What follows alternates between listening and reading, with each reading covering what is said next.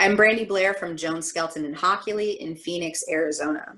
I'm going to talk to you today about 1983 litigation as it applies to jail and prison medical clinics. As everyone knows, this is a fluid situation globally, and particularly as it applies to professional liability in 1983 cases. So I could talk about this for hours, but I'm going to focus on three primary areas.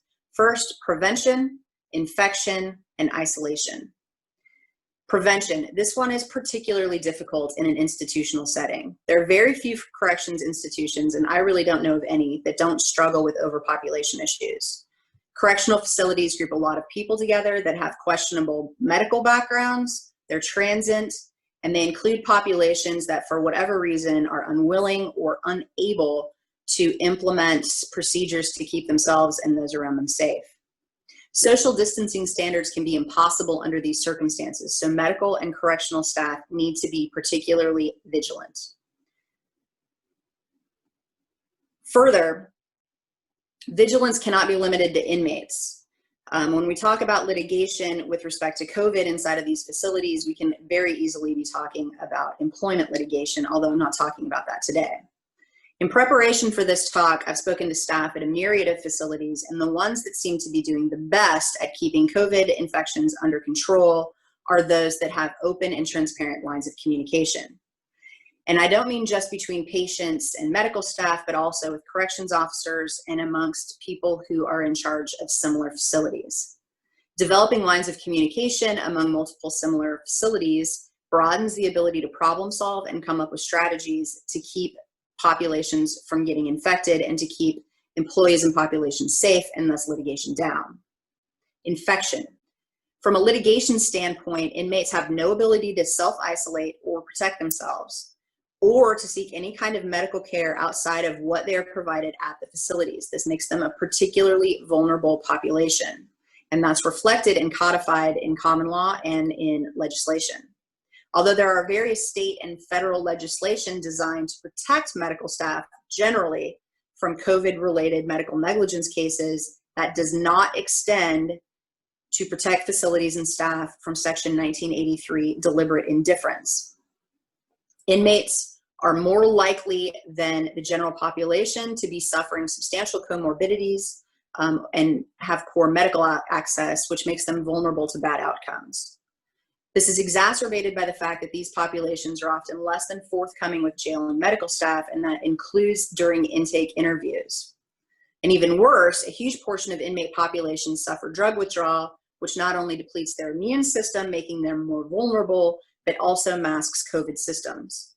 Nationwide, deliberate indifference suits related to COVID are on the rise.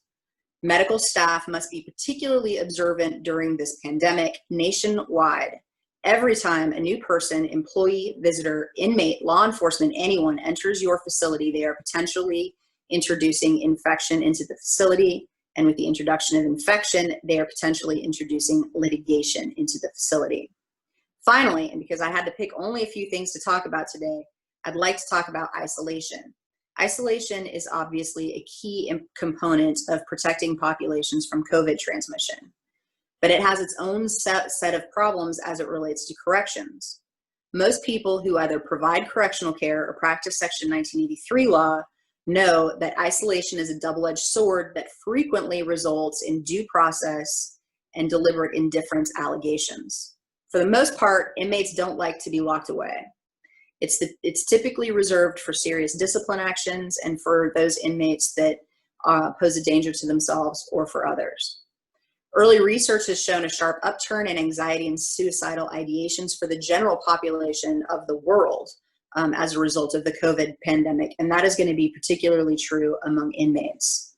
Mental health checks, particularly among quarantined and isolated inmates, need to be increased and well documented.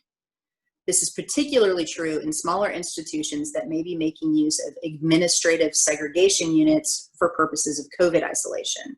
Good documentation will help us protect you if litigation results. In sum, stay in contact with public health departments, up to date with CDC guidelines and recommendations, and make sure that you have open communication with people at similar facilities. Share information, share ideas, and stay vigilant.